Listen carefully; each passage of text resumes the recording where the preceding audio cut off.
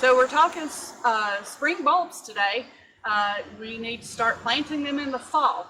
And what time of year do you actually, what is fall? It ranges for 12, 13 weeks. So we need to know exactly when we need to plant. Around September, I'm getting real anxious. I want to get those in the ground, but it's not quite time. But you can be starting to look in your catalogs and selecting the bulbs that you would like to come up in the spring and which you would like to plant a little bit later in the fall, which is usually mid-November to mid-December. Unless you're going with those daffodils, then you can start them a little bit earlier in October. So here we are. We're just going to go through kind of what it takes to plant some spring bulbs. We have gotten the area ready, and this needs to start. This can also start right now in September as well, starting with a soil test. You need to know the pH and what nutrients are available to the plants that are already in the soil, because if you need to amend it, now's the time to do that, not when you have bulbs that are planted already. So we have taken and loosened up the soil quite a bit. We've got it down to about 8 inches or so, because what we have selected is tulips. And when we plant, we're going to do a mass planting of tulips. And if you do those, if you have one color, that's going to give you the wow effect. So some of you may want to do that, and some may just want to scatter it in with your perennials or maybe some of your deciduous shrubs to give it that extra look when it comes early spring. And we're always just dying to catch that hint of color in the spring. Just go to any kind of garden center or your catalogs and select what you want. And on the back, the information right there is all you need to know, or basically all you need to know for planting. You want to make sure that it's in full sun to partial shade, and we have a great area here. We're going to also look at the bloom time.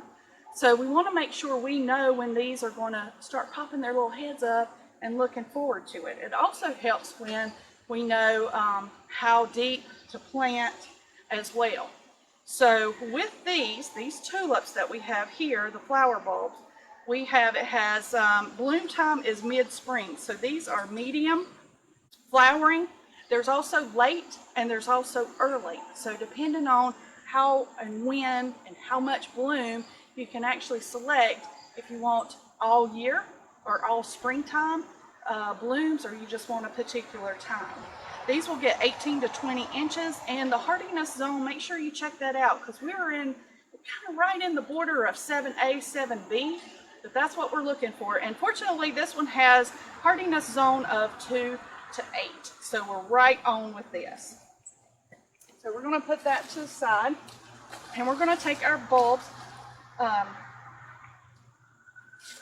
And before we start planting, actually, I get so excited, but we probably need to put some fertilizer down.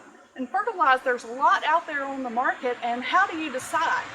Well, think about this. Where are you planting? Do you have a lot of rodents? Is it a place that's beautiful like this, but there's a lot of squirrels?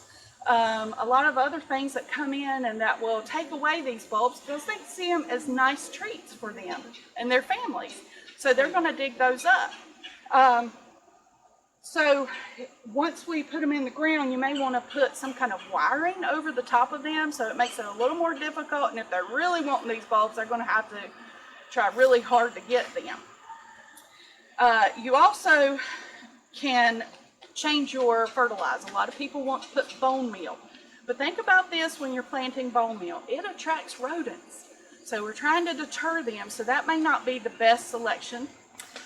It also has, it's a slow release type fertilizer. Any of the organics are slow release, so it's going to take a little bit longer for your actual plant to get that those nutrients that it needs, the nitrogen, potassium, and phosphorus.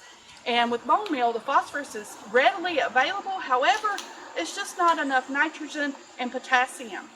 So you may want to try something else. Dry seaweed would be a good alternative to that.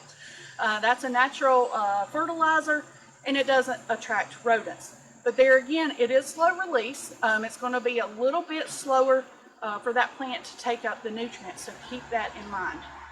You can have Osmocote, any of the slow release out there. You can also just put a synthetic fertilizer if you have 10-10-10. A lot of people have that laying around their house. You can put that down. So we want to go ahead after we have prepared and loosened our soil and amended it like our soil test had said, and our soil test come back good. We did not need any kind of lime to adjust the fertilizer or sulfur or to adjust the pH. So we're good on that. We want to go ahead and put our fertilizer in. We're going to do that by just sprinkling it over, just broadcasting.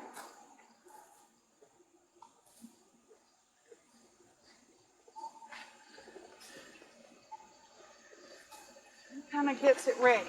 So we're putting it in the fall, and when we see just a little bit of those green sprouts sticking up, that's when we're going to add a little bit more of our fertilizer as well. So we're going to go ahead and do that. Now we'll go ahead and get our bulbs. And we're going to plant them with the root side down. So the root side is more the flat side. They're usually like a little teardrop shape, I guess. And so that point is going to be at the top. How deep we plant it, we are going to plant it. We're just going to lay it here, but we're going to put a layer on top of it at 8 inches. So it's going to be 5 to 8 inches deep. If you look at the directions, it also tells you, and it will say 5 inches deep. A good rule of thumb, you're going to plant it 2 to 3 times the diameter of this bulb. So that's a good way to, because some of them are a little bit smaller than this one. Okay, so we're going to go ahead and put these, and you would probably need to put these around 4 inches apart. Okay.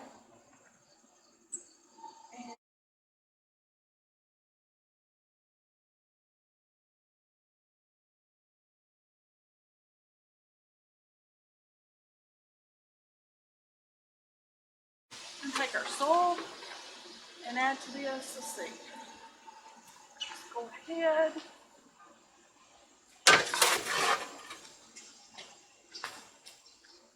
So we're going to add enough that it's about 8 inches on top of these.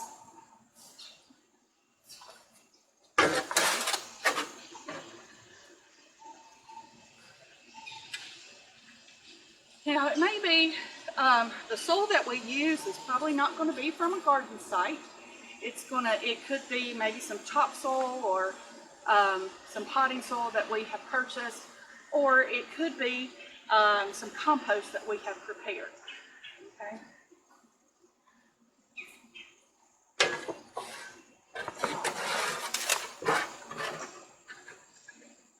When you're selecting your bulbs, it's also good to think about the area that you're going to put it in.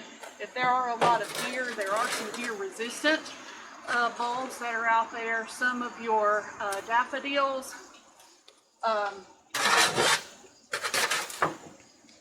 a summer snowflake is also deer-resistant. So there's several out there.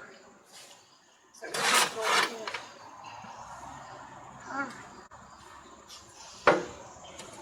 All right, so once we get our layer on there, we're going to add some mulch, 2 to 3 inches of mulch. That helps have an even moisture level that is kept in our bed. It also helps when it's raining, all that dirt nastiness doesn't get on our lovely tulips. So there's lots of reasons to add mulch to that as well. So we're going to wait patiently, and hopefully these will come up and be beautiful for all of us to enjoy.